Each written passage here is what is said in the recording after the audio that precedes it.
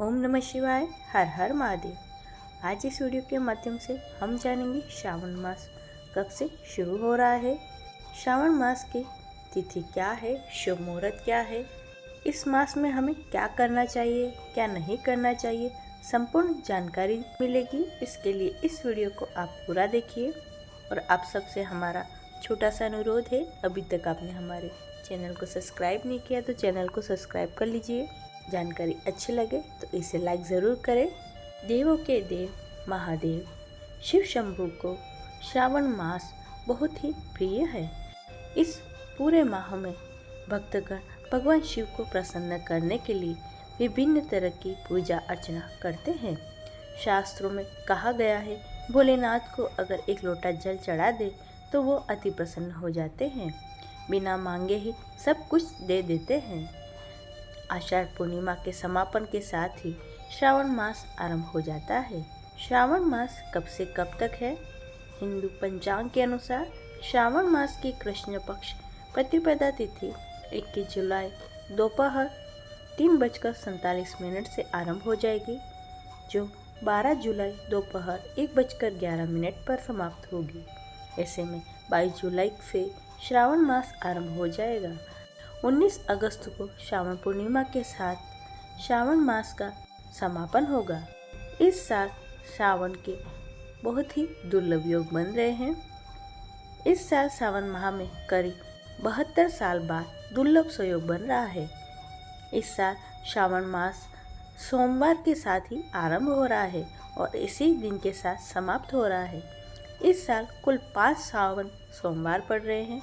इसके साथ ही श्रावण माह के दौरान स्वार्थ सिद्धि योग, अमृत सिद्धि योग, रवि योग बन रहे हैं। इसके साथ ही ग्रहों की स्थिति के कारण कुबेर योग, मंगल गुरु युति, शुक्रादित्य योग, बुधादित्य योग, लक्ष्मी नारायण योग, गज केसरी योग, शश योग, शश राजयोग जैसे योग बन रहे हैं। सावन सोमवार की तिथियां: प्रथम सोमवार 22 जुलाई, दूसरा सोमवार 29 जुलाई, तीसरा सोमवार 5 अगस्त, चौथा सोमवार 12 अगस्त, पांचवा सोमवार 19 अगस्त को रहेगा। श्रावण मास का महत्व: हिंदू धर्म में श्रावण मास का बहुत ही विशेष महत्व है। इस पूरे माह में भगवान शिव की विधिवत पूजा करने का विधान है।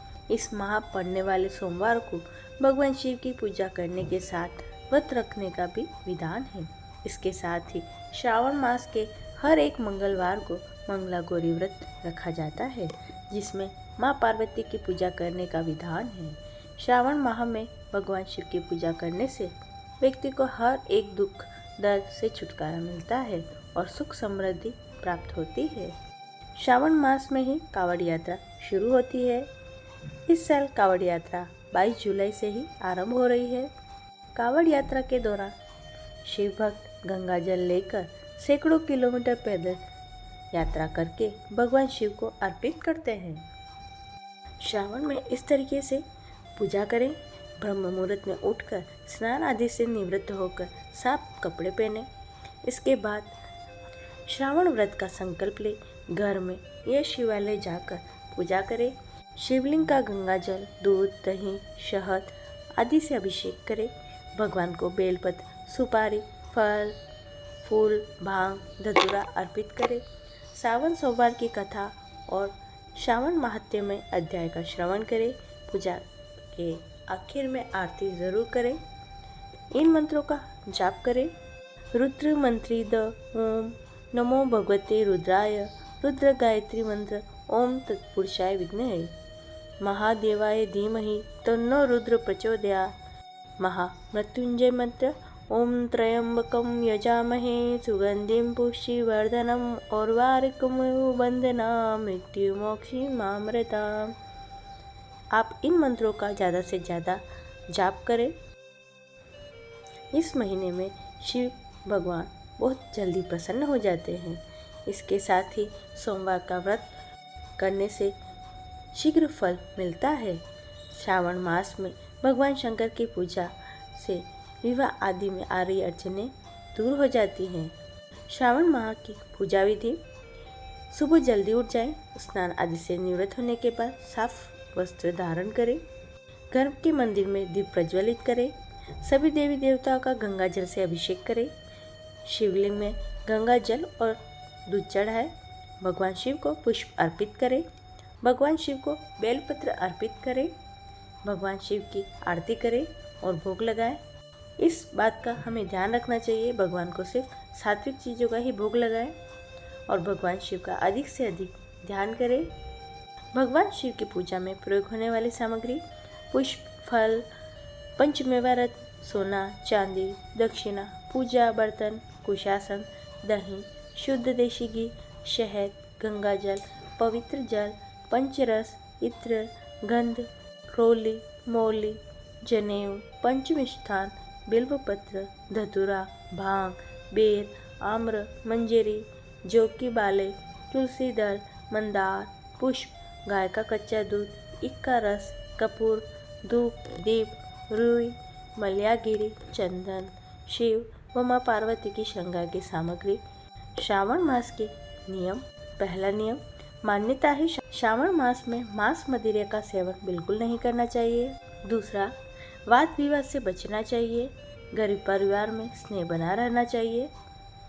तीसरा, श्रावण मास में लहसुन प्याज का सेवन नहीं करना चाहिए। चौथा, मसूर की दाल, मूली, बैंगन आदि के सेवन से मनाही होती है। शास्त्रों में बासी और जले खाने को तामसिक भोजन की श्रेणी में रखा गया है। पांचवा, शास्त्रों के अनुसार सोमवार का व्रत बीच में नहीं छोड़ना चाहिए।